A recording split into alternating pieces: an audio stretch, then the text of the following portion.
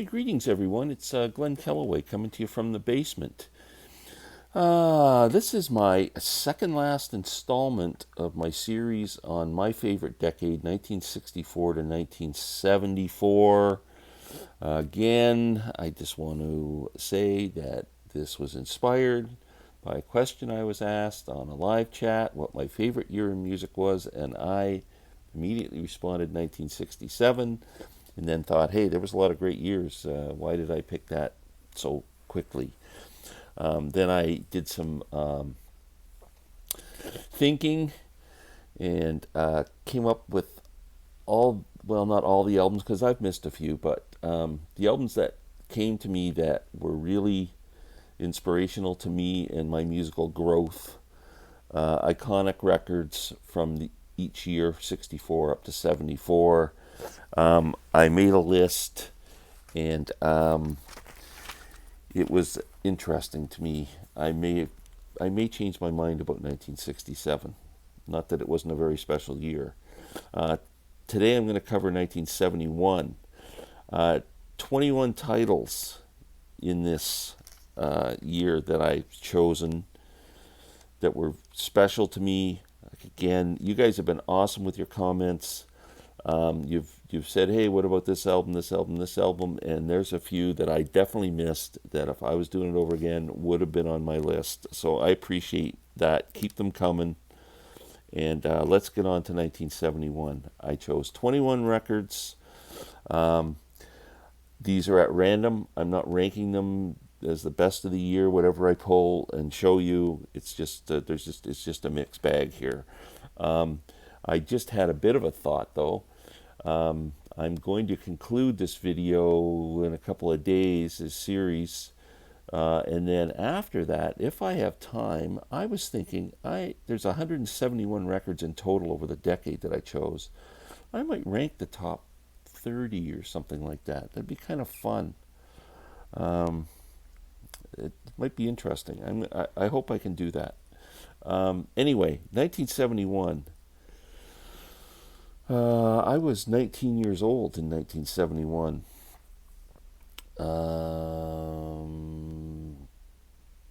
Trying to think of what the hell was going on with me. I don't even remember, so I must have had a lot of fun. They always said if you can't remember the 60s, you weren't. If you remember the 60s, you weren't there. I could say that about 1971, I think. Anyway, so let's just get on with some great albums, because there are some amazing ones. First, let's start with Uri Heap. I was a huge Uri Heap fan, and this is my favorite Uri Heap album. If you've never heard the epic track, Salisbury, the title song from this album, do yourself a favor and listen to it. It is epic, incredible music. It's like 17 minutes long and just an incredible song. It would be in my top 5 songs of all time, probably, maybe top 10, at least top 10. But that song just is incredible. What can I say? Uri Heap also came out with another fantastic album, Look at Yourself, which had like the mirror cover on the vinyl. These are the CD reissues from a few years ago. Again, the song Look at Yourself. July Morning's a beautiful song. Great album. They were a great band. I just like the David Byron era, though. I got to tell you, after I know he was on one called Wonder World after, but after Sweet Freedom, I dropped them. That's it. But those first few albums, I think, are incredible. They're still favorites of mine today. Elton John had a pretty good year. Madman Across the Water, I guess, from our live chat yesterday. I found out that there's a 50th anniversary edition coming out for this album, a deluxe package with alternate takes and extra tracks and whatever. So Madman Across the Water, one of Elton's great albums. The first side of this album, with Tiny Dancer and Leave On, and oh my God, it's just a great song. Madman Across the Water is very proggy to me, that song. Great album. 1971, I'm in high school. We have a turntable in our library with some headphones there, and if you're on a spare or whatever, you could go and sit and chill. Um, I don't know who the person was who picked the records that they put in the library, but whoever it was very frigging cool because I discovered this band just from the cover, Allman Brothers live at the Fillmore. I mean, you look at that cover and you go, these guys look pretty cool. I got to put this on. And bang, Statesboro Blues comes on. Man, instant fan of the Allman Brothers. I was not aware of their first two albums that came out. This album put them on the map. Allman Brothers live at the Fillmore. You could make a big argument that this is the greatest live album ever released. Oh, another one that's in my top 5 albums of all time, Aqualung. I was aware of Jethro Tull from the This Was album. Underground Radio used to play cuts off it, Beggar's Farm in particular. I ignored buying, as much as I appreciated them and liked them, I did not buy any of their albums. Walked into a record store when this came out and saw this cover, immediately bought it. Amazing how many albums I bought just because of the cover back in those days. Come home, put it on, and again, just from the first note to the last note, this album sang to me. I love it. It is one of my favorite albums of all time. It will be one of my favorite albums of all time until I die. Aqualung. Amazing. John Lennon comes out with this beautiful album. Imagine. What a song. Incredible. It's, I guess, John's kind of legacy, that song, in a way. Um, but Imagine, fantastic album. This is the deluxe box set, which I was late to the party getting, but glad I have it. But Imagine's on here, Crippled Inside, Jealous Guy, which was, if you watch, listen to old Beatle outtakes, Child of Nature, that was the melody he was working on at the time and then used it for Jealous Guy. It's So Hard, I Don't Want to Be a Soldier Mama, I Don't Want to Die, Give Me Some Truth, Oh My Love, the Paul McCartney Slam, How Do You Sleep, How, and Oh Yoko. Awesome album from John. And Paul, Not to Be Outdone, Ram, my favorite Paul McCartney album, Too Many People Preaching Practices. That's what set John off to write How Do You Sleep. They both put out epic albums in 1971. Paul also put out Wildlife in 71. As much as I love Wildlife now, I'll give it an honorable mention. At the time, I could have cared less. I was disappointed in it. What else should we do? How about Badfinger? I loved this album when it came out. It's still a great pop album, rock album, whatever you want to call it. Badfinger. This one had Take It All on it, Baby Blues on here, Day After Day. They were the two hits, Baby Blue and Day After Day. This is a great album. It's so Beatle-y. Great band. Tragic endings. Great band. Badfinger. This album, I'm a big King Crimson fan. Islands. I wondered if I should really include this because I didn't get it really at the time. But now it's just such an important album to me that I included it.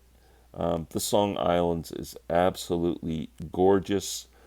When I got a chance to, when I did the celebration package with King Crimson in 2019, got a chance to ask Jacko Jaksic, the current singer and second guitarist with King Crimson, what his favorite song was to sing in concert with King Crimson. He said Islands.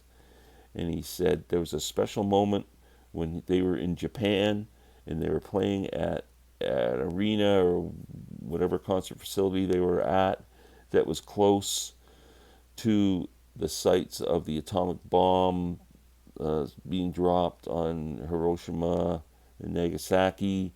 And he said singing this song Islands in that particular spot in that country was so emotional to him. And when they played that song later that night, I particularly paid attention to when he sang Islands, and you could almost tell that he put, it was an emotional song for him. And it's a beautiful song, and this is a great, great album. Islands, King Crimson. The Faces. I love the Faces. They were a poor man's Rolling Stones as far as I'm concerned. Ron Wood, Rod Stewart, Ian McLagan, Kenny Jones. These guys had fun. I saw them in concert at Maple Leaf Gardens probably a half a dozen times. Every show was great. From what I understand, they used to have a bar to the side of the stage so they could just party their faces off through the whole show. And that's what it seemed like. They were like a rock and garage band, and they had fun, and they put on a great show. And this is a great album. Stay With Me was the hit song off of this. A nod is as good as a wink to a blind horse. Great album. Zeppelin comes out with Stairway to Heaven and Zeppelin 4. What an amazing record. And I am not one of those people who says, if I ever hear Stairway to Heaven again, it'll be too soon. Turn off your radio. Quit listening to the radio. Jeez, I think the only people who say that are people who still listen to the radio instead of just listening to their music collections or streaming or whatever, because I don't hear this song often enough. So Stairway to Heaven's fine with me. Battle of Evermore, Sandy Denny's vocal performance on that is incredible with Robert Plant. Just a great, great record. Zeppelin 4. Yes, I was not a Yes fan back in those days, so again, putting Yes in these videos is interesting but kind of weird for me, but I'm doing it because now they're one of my favorite bands of all time. So I gotta go. Fragile. Amazing, amazing record. Long Distance Runaround is on here. Geez, I wish I wore glasses when I did these things. Roundabout. Forgot Roundabout. Yeah, they're probably their biggest hit. Yes. Incredible band. Incredible. Van Morrison comes out with kind of a country album. Tupelo Honey. Great record. Great record. Van was just prolific back then in the 70s. Wild Nights on here, which was a big hit for him and for John Mellencamp. Tupelo Honey, the title track, is awesome. Moonshine Whiskey, 7 minutes of fantastic music. Great, great record from Van. Tupelo Honey. Let's get back to the Faces. Rod Stewart. Was there a better rock singer than Rod Stewart from the Jeff Beck Truth album in 68 through to probably this album at least, and the Faces albums? Every Picture Tells a Story is a fantastic record. The title track, That's All Right, Tomorrow's Such a Long Time, Maggie May, Mandolin Wind, I Know I'm Losing You, Reason to Believe. What a great frickin' record this is. Never get tired of it. Rod Stewart. Janice passed away in October of 1970 while she was recording this album, Pearl. This album was released posthumously, was her biggest selling album. She had a hit song with me and Bobby McGee. It's a special, special record. Janice holds a special place in my heart. She's my favorite female artist of all time, and I just love her to death. Janice Joplin, Pearl. Joni Mitchell comes out with her greatest album and probably most introspective album, very personal album, Blue, Joni Mitchell. If you've never heard this album, you should. I don't know anybody out there who wouldn't have listened to this. It's just such a beautiful record. Blue, Joni Mitchell. Fantastic. Rolling Stones. Sticky Fingers. The Zipper. The Zipper. Yeah, Andy Warhol cover. Man, one of their greatest. They were on a roll back then, man. Mick Taylor in the band. Brown Sugar, Sway, Wild Horses, Can't You Hear Me Knockin', one of the greatest tracks. And my favorite Rolling Stones song of all time is on here, the last song, Moonlight Mile. Absolutely love it. This was an amazing album that hardly ever left the turntable. The Who puts out arguably their greatest album and one of the greatest albums of all time, Who's Next? Needs no introduction. Possibly the greatest opening track and closing track of any album in history. You could make that argument. Bubba O'Reilly and Won't Get Fooled Again. Who's Next? Amazing. Marvin Gaye, the great Marvin Gaye. What's Going On? If you didn't love that song, I mean, it's what a great song. Love it. This is a fantastic album. It also has Mercy, Mercy Me on it. Marvin's masterpiece. Incredible record. What's Going On, Marvin Gaye? Two more. The Doors. The last album with Jim Morrison. LA Woman. Great album. This is, to me, I kind of think of this as their more blues rock album. Great record. The Doors. Too bad Jim left us. Would have been nice to get some more Doors albums.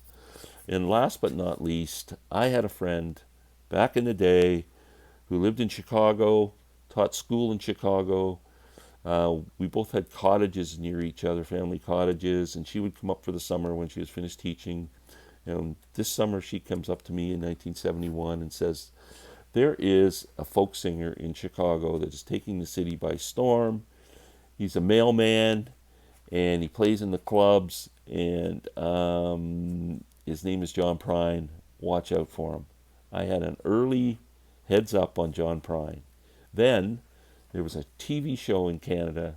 Ian Tyson had his own show for half an hour a week. I'm watching, and who's he going to have on as a guest? John Prine. I watched John Prine saying hello in there and Sam Stone, and just melted my heart.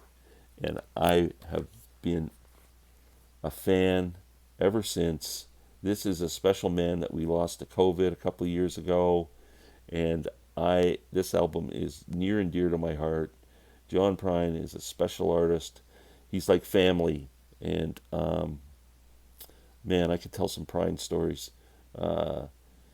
I got to meet John a couple times. One time I got to meet him was when this album came out on CD. I was staying at my cousin's house, and my cousin was a huge fan too, and he had the John Prine CD of this. And I thought, I'll take it with me, because I knew I was going to be seeing John that day when I worked at Mariposa Folk Festival. And took the CD with me. And when I came to John, I said, John, would you sign this for me? And unbeknownst to me, he had not seen the CD yet, didn't even know it was released. He grabs it and he tells me this is the first time he's seeing it.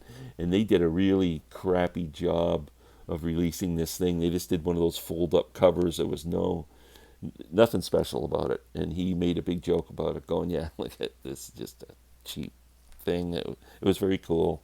And he signed the CD for my cousin. And my cousin since has passed away, and I miss him dearly. And his daughter, Crystal, has that CD. I hope she keeps it as a beautiful keepsake. But John Prine, I'm going to end it with John Prine. Awesome. 1971, great year. 21 albums I picked. Please let me know the ones that were special to you in that year. And I'll be back. One more video. I'm going to combine 72, 73, and 74 together. And then hopefully if I have time this week, I'll rank some of these albums. I'll figure out a way to do it. I appreciate everyone watching this series. I've been getting a ton of support on it. And everybody have a great day.